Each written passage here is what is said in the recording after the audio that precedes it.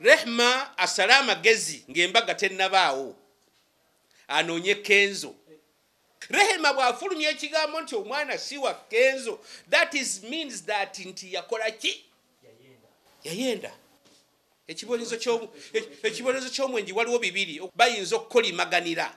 Ekyokubiri tumukuba amayinja ag'obwenzi ng'amaze okuzaala mpaka lwafa.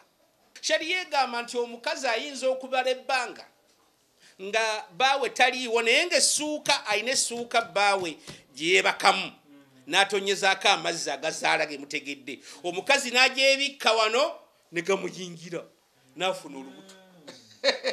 Sharia ereeta ebintu ng'olaba biwanvu. Okay, Lujja yababuuzaako akaseera kano abatulaba ku mikutu egy'enjawulo TV, ku mikutu gyaffe egya internet, anyongera okuba nga mbabuuzaako nembeebaza nti mwebale akaseera konna okutuwa obudde ne mubeera nga mugoberera byonna bye tubaleetera.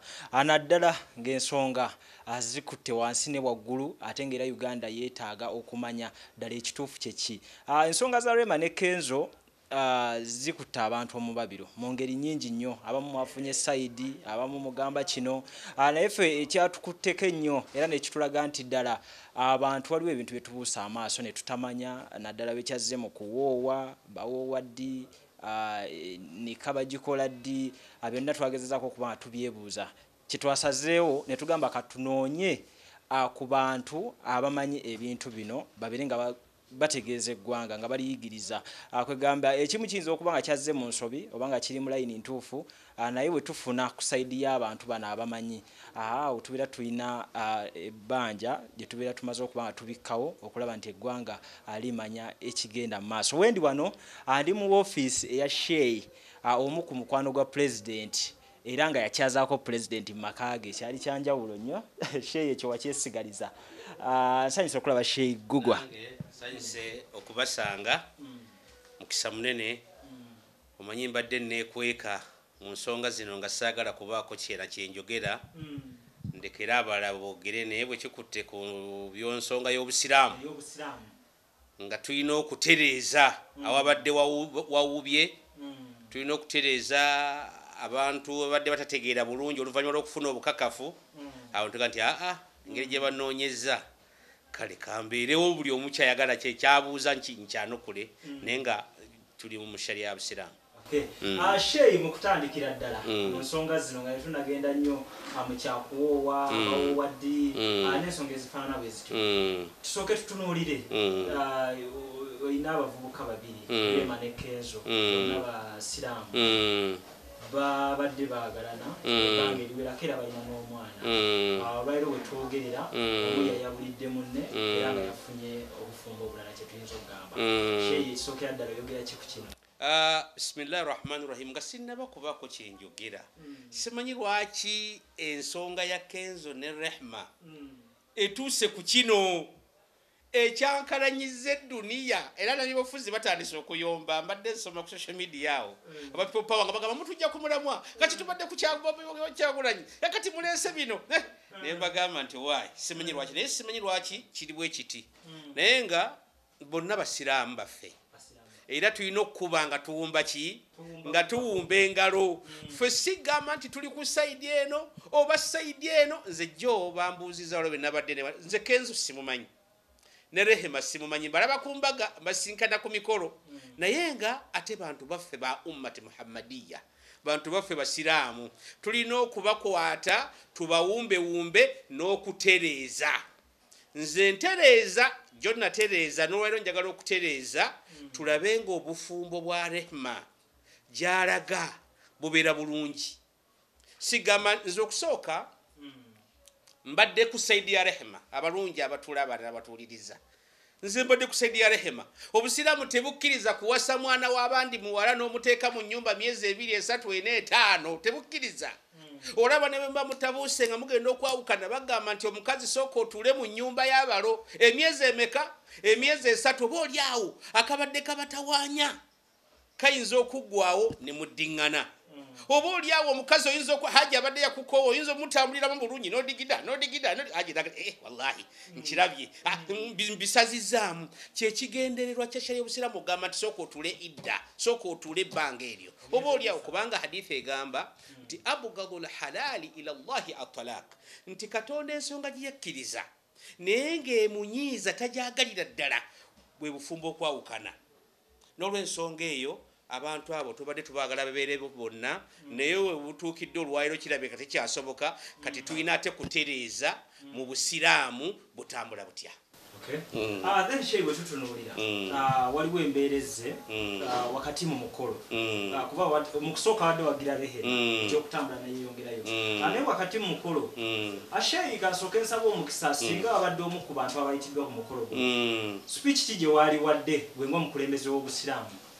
Ndi omu ku bayite ne kaadi njirina wano weeri wano kaadi weeri ndi omu ku bayite naye okusooka nali mmanyi nti Kenzo tiyawowa rehema owulidde twali tumanyi ffenna nti Kenzo tiyawowa ki tiyawewa rehema naye oluvannyuma lw'okufuna obukakafu Kenzo nayogedde naye naŋŋamba yawowa rehema ne shekhe wuuna amugende ku social media ye Shekhe Fahadi Nsubuga ye yakola omulimu gw'okuwoowa owulidde kati olwaleero yagalagaana gundi rehema akyali muka Kenzo era buli eyalidde ekintu kyaniye Sebunya buli eyalidde ekintu kya Sebunya sooka okiyimirize oba kizzeeyo mu sharia y'obusiraamu rehema akyali muka Kenzo. Nze nabagambye nti njogera mu busiraamu saagala kugamba nti ndi ku gundi nze nabadde ndi ku timu rehema nga mmanyi nti Kenzo yaleeta mwana w'abandi n'awanika omanyi obusiraamu bwagaana okuwasa omukazi n'omuwanika nga hanga which means nti ali awo tomulabirira tobeera ne mu nsonga za bufumbo tebukkirizibwa naye ebbanga bwombanga omaze nti wamuwoowa mulina kuyita mitendere giyitibwamu okusobokola okubeera nga mwawukana. Allah agamba nti fa'atu hakama min ahlihi wa hakama min ahliha yita Saidi singa rehema yali agala okwavuva mu maka ga Kenzo bandiise Saidi abantu abalamuzi ku Saidi ya Kenzo ne Saidi ya rehema ne batuula ne bateekawo ensonga zaabwe bwe zaaniremye Kenzo ng'alina okukola ensonga emu kukwata ttalaka oba kugamba ttalaka nti nkutadde oba rehema kukola nsonga eno nti mwami nkweyambuludde bakiyita khulu tuli mu sharia kati si bino ebyaffe bya Uganda ebyagenda otwalamu wasaamu taakole tuli mu sharia era baawasa obufumbo bwabwe mu sharia ne babawoowa n'awaayo n'amahale Saidi eri nereeta omuko yaliwo nga Kenzo bwagamba ne Saidi eno Kenzo n'aleeta ababe obwo obufumbo bubeera bwa sharia n'okwawukana bulina kuyita muki mu sharia. Muganda wange agenda okuwasa rehema nze sirina buzibu kubanga abantu bonna bwagenze nabo mikwano gyange nkwagaliza naye topapa kuwasa rehema nga bino tebinnagwa kubanga obufumbo nikaho egenda kubeera nfubwe fufululu egenda kubeera nfubwe fufululu owulidde kubanga bino wammanga tebyaliwo Kenzo tatanga mukazi we mu butongole mu sharia oba rehema teyeyambululanga Kenzo muki mu sharia owulidde bakola batya okweyambulula kakati okweyambulula kuba kwa mukyala omukyala abeera n'ensonga ze nga rehema zaalina oba eyo katuveeyo omukyala obeera n'ensonga omusajja tabeera naawe mu nsonga za bufumbo omusajja akola shiriki omusajja takulabirira omusajja takwambaza omusajja talina kyakukolera ebyokwanjula tebirimu abanga abatulaba muwulirize kuno nti njagalo nnyanjule tebirimu ku nsonga egy'omuntu awaka okugenda tebirimu kulabirira kwambaza kusuza kukola ibada ey'obufumbo ebyo bwe bibulamu awo omukyala oli waddembe ogamba bbaawo nti nkweyambuludde olw'ensonga ABCD ate nga tomalaga mweyambulula ng'abakulu tebamaze kutuula aya nga Qur'ani nga bwe tugamba nti faatu hakaman min ahlihi abantu ku saidi ya Kenzo bajje wa hakama min ahliha ne ku saidi ya rehema bakole ki babeere nga bajja batuule mu nsonga ezo. Kenzo bw'agamba nti nze sikyayagala akola talaka ate kyenjagala okuba nsomye ku social media omwami nga akajjala ng'agamba nti aleeta obujulizi oba yabyogedde simanyi aleeta obujulizi obulaga nti yamuwoowa bannanga okuwoowa bagiyita akidun nikah endagaano ey'okuwoowa naye yamumwa lwaki tuwandiika olw'embeera eriwo nti tuwandiike okwongera okukakasa naye ng'ekikulu kyova olaba nti ababeerawo nikaha tugikolera mu kyama nze Sheikh Sulaiman Lubega Guggwa mpooye mukazi wange gundi ku lw'amahale ge muwadde emitwalo 10 nja mukuuma nja mulabira okubayita nikaha ate nikaha teriiko muntu special kasitabeera sheikh yenna awoowa omukazi so but sheikh wetutunulya mwene embeera okuwoowa kulabisenga kwe kukulu mu busiramu si mbaga yakwanjula oba embaga eryesemba kati wakati mwene embeera tulaba nti waliwo obujulizi obumu obujja nti Kenzo yawe waleera naye ate tulaba sitiibu ku mukolo guno gw'okukyala twalabyemu era embeera eraga nti ababiri bano alibeera abawoowe okuwoowa kukkirizibwa emirundi ebiri okuwoowa tekukkirizibwa mirundi ebiri kuyina kubeera mulundi gumu nabbi Muhammad sallallahu alaihi wasallam agamba nti yakolimira Allah omuntu awoowa kuwoowa kwa munne even if okwogereza omukazi tonnamuwasa naye ng'oyogereza muyogereze osobole okubeera ng'okola ki omuwasa nabbi yagaana nti teoli omutayogerezanga kwogereza kwa munne nze nkusooseeyo njogereza omukazi naawe nojja kubanga omwagadde n'obeera ng'omwogereza nabbi yakigaana naye n'olw'ensonga eyo nze wenviirayo ne ŋŋamba nti nika ani omuvubuka Sebunya gye yakola ne Rehema nfu awere eggulo nagambye nti bayimaamu ne bamaseeka nga tonnaba kuwoowa mukazi mukulu mukazi omukulu kyentegeeza omukazi yafumbirwako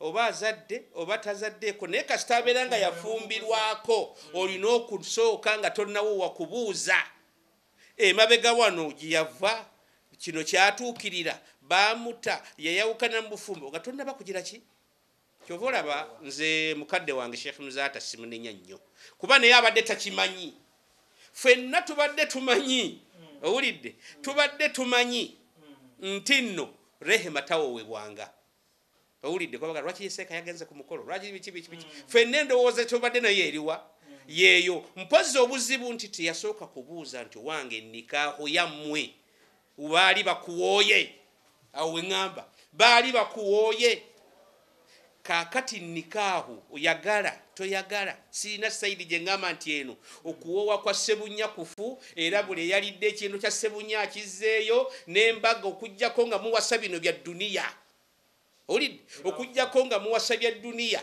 naye nga si ya shariya eyo nfu genda ku Supreme Council onyo wa sharia wali oba genda ekibuli onyo wa sharia wali oba genda nakasero onyo wa sharia wali bakutangaze ku bufumbo naye ekyo omukisa omulungi ba Sheikh ffenna abasinga twatudde buli omu n'atema masala ne bagamba nti obufumbo bwa Rehema bwalimu si butuufu obufumbo obutuufu bwe bwa Kenzo mbawa amagezi Rehema asala amagezi ng'embaga tennabaawo anoonye Kenzo anti kisoboka Kenzo akomawo mpulidde nti akoma wajja owulidde kisoboka awagambe akuŋŋanye bamaseeka nabamuwa nti omusajja mweyambuludde Rehema saagala nyiigire Rehema saagala nyiigire oba Sebunya saagala nyiigire ebintu babizizza kati mu sharia era atamanyi sharia ebintu bya Kenzo mbiveemu owulidde naye osanga oli amala googera n'aleeta kino kati tuli mu sharia owulidde tuli mu sharia Kenzo bw'aba yawowa Rehema Kenzo alina okumala okuta Rehema mu butongole nti nkutadde njagala bannange abatuuliriza omanyi ebigambo biri wano mu mutwe twabisoma situli bakubalaza nti talaka tekitegeeza buwandiike era ojja kwesanga baganda bange nti abufumbo bwaffe abasinga kati Mungu ajja kutusonyiwa busonyi kuba abakazi tubagoba enkya neggulu nviira genda emirundi egi Kenzo tumwetaaza ekintu ebigambo bisatu emirundi esatu Rehema nkutadde Rehema nkugobye Rehema genda kimala taba takyasobola kugamba nti mukazi we owulidde ate bw'amala okubyogera Kenzo Rehema talina genda bugenzi oba munategeera bannange bw'amala okubyogera Kenzo Rehema talina genda bugenzi nti vudde wa Kenzo ngenze ayina tajilisu ayina okutuula 3 shuhurin emyezi 3 lilidda eja idda bagita idda ayina okutuula mu nyumba ya Kenzo emyezi 3 ng'ali awo atudde lwaki bakola idda basobole okwetegereza Rehema tali lubuto owulidde Rehema tali lubuto kakati awo bw'abeera olubuto ate amasala galinnya ya rabbi Allahu akbar kabira ebigambo bino biwanvu kakati okutuula idda baagala omanyi Nabbi Muhammad yagamba nti alwaladu lilfirash nti omwana abeera wa nannyini buliri omwana abeera wa buliri kitegeeza nti nannyini buliri oba nannyini nyumba yabeera nannyini ki nannyini mwana kati mpulira Rehema ali lubuto bw'aba ali lubuto ffe tukyabala nti olubuto lwa Kenzo okitegedde tugamba nti olubuto lwani kabeere Kenzo ng'amaze omwaka mulamba tali mu nyumba alwaladu lilfirashi omwana tumala nti wa Kenzo nannyini maka kuba Rehema mwali kisoboka kitya anti mumusiikudde eyo sharia mutugenze kisoboka kitya sharia egamba nti omukazi ayinza okubala ebbanga nga bawe taliiwo naye ng'essuuka ayina essuuka bawe gyebakamu n'atonyezaako amazzi agazaala ge mutegedde omukazi n'agyebikka wano ne gamuyingira n'afuna olubuto sharia ereeta ebintu ng'olaba biwanvu owulidde kaakati Rehema oba ali lubuto alina kusigala mu nyumba ya Kenzo aveeyo agambe nti bannange omwana si wange awo nno ebintu bigenda kutabuka omwana si ki omwana si wange omwana yamanyi yamujja bakebera lindako amala gaddayo atyo mulimu okufa mulimu obwenzi tubuuza nti Rehema oli mukazi mwenzi banyi oli mukyala mufumbo olubuto luno walugjeewa omusajja agambye si lulwe ne Rehema akakasiza nti si lwani Allah kakati awo waliwo obuzibu Rehema bwayolekedde bw'abanga ali lubuto ekisooka Rehema alina okufuna abajulizi abakakasa nti yayenda ne Rehema yennyini ogamba nti omwana si wa Kenzo Rehema bw'afulumya ekigambo nti omwana si wa Kenzo means that nti yakola ki yayenda ekibonezo ky'omwenji waliwo bibiri okukendeezaako bayinza okukolimaganira Kenzo n'alikolimira Rehema owulidde ne Rehema n'akola ki naye kati Rehema batakyasobola kukolimira ono naye ono yakolimira ono kubanga yamusobya ekyokubiri tumukuba amayinja ag'obwenzi ng'amaze okuzaala mpaka lwafa eyo sharia y'obusiraamu bwetyo bwegamba wano Uganda tekisoboka naye nga sharia y'obusiraamu omuntu ayenze naye yenyini nakakasa nti omwana ddala namwenda ku gundi amayinja mpaka lwokola ki kakati awo Rehema watyo waali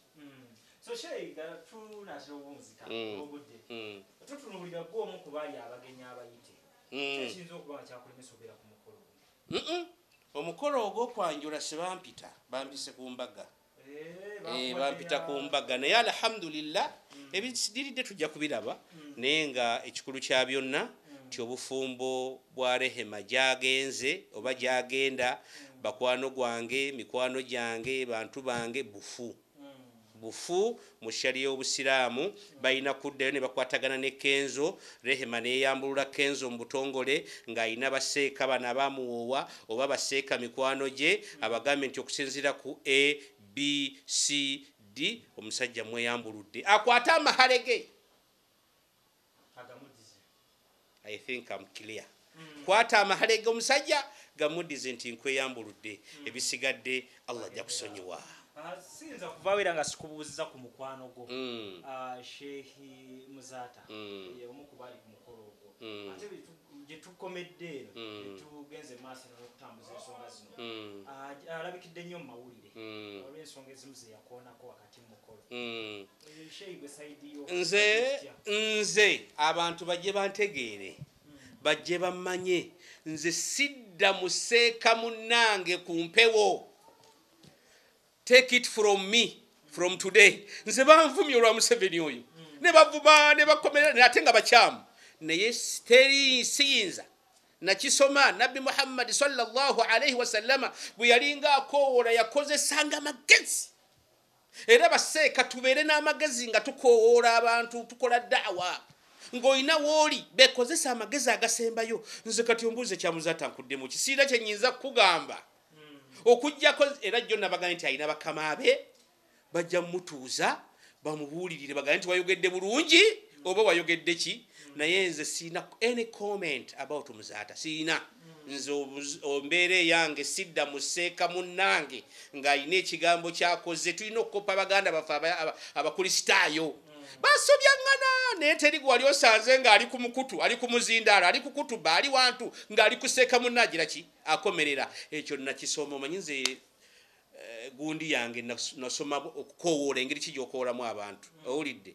Kakati nze siina kyenkugamba ku muzaata siina komenti gyinza kukola ku muzaata mu abantu mugyekolere naye nga nze seeka munne siyinza kudda ku muzindaalo ku mpewo nga wano nenzira kuseeka munnange nti kino kibi kino bwe kirungi ekyo mukyensonyiwe. Kale n'omunauganda akatono nnyo ke yali etaze okumanya pulezidenti ono omukolako otya omukwano n'okutuuka okyalako ewu ombuuzizza ebigambo byensinga okwagala ebyo singa biwasookeddeko awo nandi wallahi njagala Museveni era simanyi oluvannyuma lw'abakadde bange ate nze tuli talina kyantiisa ku Museveni.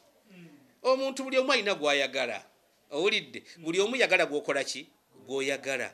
President Museveni mukwano gwange tuzze tutambula naye bulijjo era mwagala era nkyamusapoti nga nedduwa nzisoma owulidde bano bwe basoma eyagende nze nga nsoma abeewo basoma agenda abeewo. Sirina kigambo musajja mulungi atufuze olufuga olulungi tewali president ajja kutufuga atuwedde embengo ono. If you want if you don't want nze nkyogedde ate temuntiisatiisa owulidde. Nze ku Museveni ntabuka omuntu anyambalira kuweyo omusajja ntabuka naye gwebeera n'owuwo gw'oyagala nange mundekere owange gwenkola ki gwenjagala. Nze sitiisibwa no era bondaba onetako akajanja nze nga nkukyayira ddala. Buli omu ku mukwano gwe buli omu beera n'omukwano gwo. Lwaki obeerawo ng'olinga gundi leero lyeno nze wendi wewe nasibira sisobola kudda eno wewawo bakyagala sisobola kuva wendi. Ne omusajja omukulu olina okulaga position w'oli. Position eyange wensibidde ya President Yoweri Kaguta Museveni dokita kulembera eggwanga lino mpaka munyazi Mungu lwaligamba nti wano sitiisibwa social media bamuvume oba munzira muddemu sitiisibwa kono omusajja mpaka Mungu lwaligira ki nabagamba bulijjo nkyogera Museveni Mungu bwali bamututte ng'avuddewo alijja ate nganjira ki nga naye nsomera yedduwa n'ebbanga ono lyaliwo nja kusigala nga nzisoma mpaka mwisho. Tulaba tweyanza nnyo okubeera ng'ogoberedde emboozi yaffe eno ndowooza Uganda efunyeemu nnyo mu nsomesa eno eya sharia. Bavubuka sayidi eyo mubadde ebintu ebimu mubirabanga mubitwalira awe mutyo naye ndowooza mulabye amateeka gafuga eddiini ey'obusiraamu gye gagamba sayidi wano naye nga sheyi nalyagadde okkuta nga owadde obubaka abafumbo bonna ddala okuva gy'oli abafumbo omusiraamu n'atali musiraamu. Nga sinnaba kuwa bubaka nomu n'akayisaawo simanyi. Nmanyi nze njagala nnyo nze ntegeeza abantu ndwawo nnyo okwogera ekintu kyenja okwejjusa. Ndwawo nnyo okwogera ekintu kyenja okwejjusa era bwe mmanya nti abantu bajja kukyogerera nkiteekako ekkomo siina kigambo kyenjogera okuggyako nga nkirinako bwino. Nayogera ekigambo nti natuddeko mu jjana yaki y'oku nsi. Awo bamaseeka ne bagira ki ne beerabira bye baasoma. Hadithi njagadde era njiddiremu wano kubanga nva muwana. Hadithi egamba nti adduniya sijinil mu'min wa jannatul kafir. Nti eyo gye mulaba komera y'abakkiriza ate jjana y'abannaffe abo nga ba President Museveni oba abalala abasigadde. Lwaki nabbi yakozesa jjana? Jjana kitegeeza ki? Jjana kitegeeza byengera. Allah yagamba mu Quran, kam taraku min jannatin wa uyun. Abagagga bye yali ayogerako ba Museveni bali nga baali bafadda ba Firauna, kam taraku min jannatin, nti bimeka bye baleka mu malimiro. Jjana kitegeeza nnimiro. Kati nze wemba njogedde nti natuulako mu jjana y'oku nsi sibeera mukyamu, eyo jjana yennyini omuntu oyinza okuba n'omukazi nga wallahi ono wa mujjana. Ejjana y'oku nsi, jjana kitegeeza byengera. Ebyengera, ekyengera kyonna ky'olimu oyinza okuga nti wallahi ndi mu kyengera ndi mu jjana y'oku nsi. Jjana kitegeeza byengera. Abamu lwakuba nti bakitegeera eri, naye nga Allah ayina ejjana eyiye eri nejjana ey'oku nsi weeri wano. Jjana kitegeeza ebyengera Mungu byabawadde omwana Adamu. Kyeyava agamba jannatul kafir, ti jjana y'abannaffe abo ng'eyo emmotoka gye watuulamu. N'olw'ensonga eyo njagadde okuddamu mmatize bamaseeka bannange n'abawalimu nti challenge mu kuleeta ya bwereere. Nze nnina bwino wa buli kintu. Buli kyenjogera kyonna kibaako bwino. Simala kumala googera bwe nti fala asisobola. Buli kyenjogera kibaako bwino. Era oli bw'aba akiwakanya ana atahaddihi ajje muwe aya za Qur'an ziri muno nga jjana zitegeeza jjana ey'oku nsi. Ebyengera by'oku nsi bitegeeza jjana eyo Qur'an. Mbeera nayo wano mu ofiisi n'engisoma. Ejjana y'oku nsi eri wano we yaliwo ejjana ku nsi. Ebyengera buli kyengera kyonna ky'olina, oba mukazi muyite ejjana, oba mmotoka giyite ejjana, oba musajjawo ng'omwagala muyite ejjana ku nsi. Leeta ekirala. Obubaka bw'empeereza abafumbo. Ekintu kiri kimu, asabulu bugumiikiriza. Omuzungu agamba nti think before you act. Sooka olowooze nga tonnabakola nsonga eddako. Kubanga bw'onookola nga tolowoozezza ojja kutomera. Kati mwannyinazi yatomera olutomera olunene olubateese kati lumuteese ku pressure mpitirivu. Omuntu yenna agenda okuwulira irimu eno oba okuwuliriza gundi eno gye njogedde, Hamza egenda muteeka ku bunkenke, Rehema egenda muteeka ku bunkenke, Kenze ejja muteeka ku bunkenke, n'abaagoberera bonna. Ate njagala okwebaza Hamza alabika musajja musiraamu mulungi era eddiini yajagala. Tumugamba lwa ddiini era ngamba mukole ebintu by'amagezi gemba wadde. Gamba mukyala wo anoonye Kenzo baawukane mu njawukane ya sharia, weewasize mukazi wo nga tolina tabbu. Naye bw'onoowaliriza nti ensi egambye nti ngenda na bino sibisazizzaamu, ojja kusaalira bwereere, ojja kusiibira bwereere, ibaada yonna talina okulanga omuli mu bwenzi. Ate kye tutaagala kubanga olaze nti oli musajja munnaddiini. Mulina pressure eriwo, naye akantu akagenda okubajja mu pressure. Rehema agenda eyambulula Kenzo, amuddiza amahale ge gesiraba kumanya kubanga njogedde ne Kenzo ne mugamba ababadde naye nti mumugamba ambulira amahale ge yawa Rehema ameka. Bw'atunaagategeera nga tulogera ne Rehema nti kwata amahale go gaddizaani omusajja akute mu butongole. Mubeere bagumiikiriza abafumbo nga tonnabakola kintu sooka olowooze. Kumiikiriza okwanjula tekukujja wa musajjawo. Omusajja akuliisa, akusuza, akwambaza, akuwadde buli kimu, naye n'osalawo onobe ogende.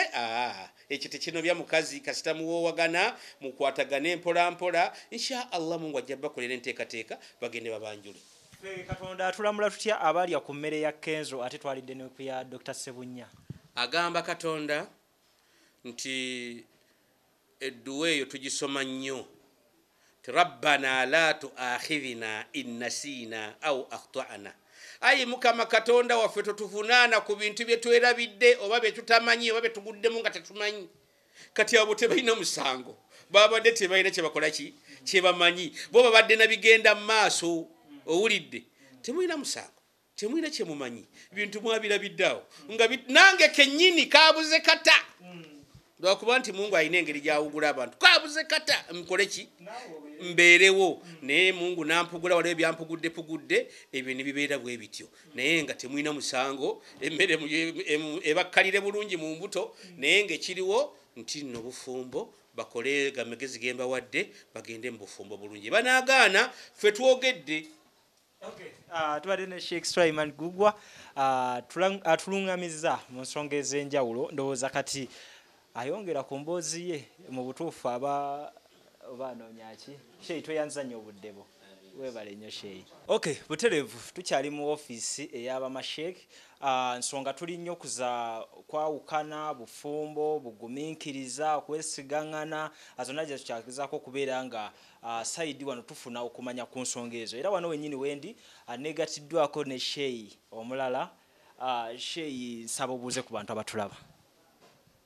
Bismillahi rahmani rahim alhamdulillahi rabbil alamin thumma salatu wassalamu ala ashrafil mursalin sayidina Muhammadin sallallahu alayhi wa sallama. Amanya gange nze Sheikh Abdurrahmani Burhani Serunjoji nga nze deputy district kazi wa Kayunga mu kiseera kyekimu nga nze imamu wa Faiba omuzikiti ogusinganibwa ku Rome Street. Kusooka twebaza Allah subhanahu wa ta'ala okubeera nti tutuuse wano ku nsonga zino nga tukyali balamu ate ne twebaza Allah yatuwa ekyengera ky'obusiraamu obulamula buli kintu kyonna ne bukiteeka mu kifo kyabwo ate Allah n'atuteeka mu nsi nga tuli abantu abasobye enkya n'eggulo naye bwe tuba nga tusobezza ate tutereeza oluvannyuma lw'okuwabulwa ng'ekiwabula omusiraamu bintu bibiri Al-Qur'an al-Karim ekitabo kya Allah subhanahu wa ta'ala wal hadithi n'ebigambo bya Nabbi sallallahu alayhi wa sallam. Na bwekityo nti ebigambo ebimala okutuukako ebibiri osiriikirira mwana wattu n'olongoosa. Ensobi tezitandikidde kufa abaleero okuva edda n'edda ku mirembe gy'abasahaba abantu baasobyanga naye bwe baababuliranga ekituufu baatuulanga wansi ne balongoosa ne beenenya. Babarakallahu fikum. Mpozi ku nsonga eno eri mu ddiiro ekwatagana ku mwannyinaffe ne baganda baffe bonna basiraamu kisookera ddala. Kyeŋŋambye nti alhamdulillah ala ni'mati al-islam wa kafa biha min an-ni'ma. Twebaza Allah yatuwa ekyengera ky'obusiraamu n'amaliramu ebyengera byonna. Kasita obutegeera obusiraamu oba bwesiimye.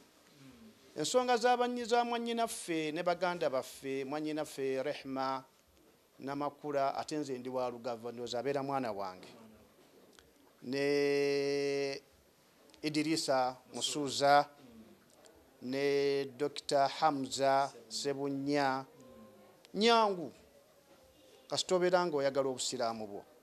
Awalan tukakasa bulungi kiri ku likodi nti Rehma abadde ne Idirisa Musuuza ne batuuka n'okuzaala omwana. Eyo shariya eraga nti nno obufumbo bubadde weebuli. Bwe buba nga bubadde weebuli bwe buba butwawukana era obusiraamu bwatulagira kwawukana mu mirembe. Obusiraamu tebulagirangako bantu kubeera mu bufumbo lwa mpaka wabula singa mubeera mu bufumbo ekiseera ne kituuka omukyala n'akoowa omusajja mwawukana omuta. Era ku mulembe gwa Nabbi sallallahu alaihi wasallama kyalimu omukyala yagenda eri Nabbi sallallahu alaihi wasallam nti ya Rasulallah bawange mukooye. Nabbi namugamba nti lwaki? Nti mukooye lwaki? Okutuusa bye yagamba saali kyogedde naye mwavu. Nabbi n'abuuza sahaba nti wegguli? Nti ye. Nagamba omukyala mute. Era omukyala yamuta naye ng'okumuta kwasigala wakati w'abantu ababiri wasigalawo alaaka enkolagana. Oba ozadde abaana oba tozadde obusiraamu tebwawukana nga kugenda kusigala nga buli muntu avuma munne alumba munne. Nkyabeebaza omwana waffe omuwala mwebaza ne Idirisa Musuuza mwebaza tewannabaawo avumye munne n'okumulumba. Ebigambo byabwe yabadde bakozesa wakati waabwe bibadde birungi naye ekyebuuzibwa almuhimu nti Idirisa Rehma yamuta. Okunkuta kigenda mu mateeka nga bamashekhe bazze bakinnyonnyola. Mugenda eri abakulembeze abaabawoowa. Mukyala ng'obadde okooya omusajja n'okola khulu n'omweyambulula n'akuta. Ate enkolagana n'esigalawo. Ate tokkirizibwa Idirisa Musuuza okugamba nti nze sisobola kukuta. Kasita omukyala akukoowa omuta lwaki? Omute wakati wammwe wasigalewo enkolagana ennungi. Ekyomukisa omulungi nti bano balina ekibagatta ye mwana. Omwana bw'abanga mumuyina wakati wammwe muyina okusigala nga muwuliziganya. Thaniya Dr. Sebunya olina okutunuulira ng'ogenda okuwasa nti omukyala gwe ngenda okuwasa si mufumbo. Bw'oba ogenda omuwasa makakasa nti si mufumbo, olyoka ogobera yini y'okumuwasa. Naye kasita omuwasa nga mufumbo, era nga bamashekhe bazze bannyonnyola obufumbo obwo mwana wattu tebukkirizibwa. N'olwekyo bwe muba nga baganda bannyinaffe olwaira baliwo mwannyinaffe ne muganda n'omwana waffe bombi baana, tubagamba baawukane mu mirembe era basigaze mu mirembe. N'olwekyo bwe kibanga baliwo idda etuulibwa lwaki? Muyinza okweddamu ne muddiŋŋana ey'emyezi 3 oba okumanya nti omukyala ye talina lubuto. Ebintu byonna bitunuulira mu sharia ne tulyoka abantu abo ne baawukana. Kye mmaliriza nakyo, abantu ababiri nga mufumbiriganiddwa wabaawo obujulizi.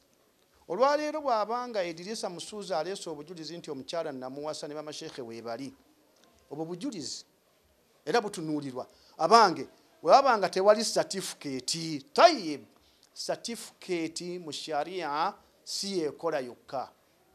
Naye baba batuula butuuzi, obujulizi obwo bulaga. Ekirala, abantu b'ennaku zino twekwasa nnyo nti takyalanga waffe. Okukyala si kwe kuwoowa. Oba yakyala oba teyakyala oba yaleeta ebintu, si y'ensonga y'okubeera nti nno wamuwasa. Allah agamba mu Qur'ani ey'ekitiibwa, fankihuhunna biidhini ahlihinna wa atuhunna ujurahunna. Abakyala mubawase nga bamufunye olukusa okuva mu bakadde baabwe be babazaala, oba bannyinaabwe nga balina olukusa, bakitaabwe nga baafa, oba bajjajjaabwe. Layini eyo efaanana bwetyo kasita egamba nti omwana mumukuwadde ne bwe tuba tudda wano mu ofiisi, khalas kiba kiwedde. Wa atuhunna ujurahunna, mubawe amahare gaabwe. Ekyo nno nakyo kitawaanya abantu, nakyo tukyawule. Omukyala ng'omuwadde amahare, manya nga tonnamuwa amahare naye nga mwagakiziganyako nga tonnagamuwa, obufumbo bubeera butuufu ye. Obufumbo bubeera butuufu ebbanga lyamala nga taata amukuwadde nga n'amahare mugakkaanyizaako, bibeera ebintu bibiri. Gayinza okuba nga gamulemye oba ayinza okuba nga mulyaza amaanyi. Bw'aba mulyaza amaanyi agenda kuvunaanibwa okulya amahare go.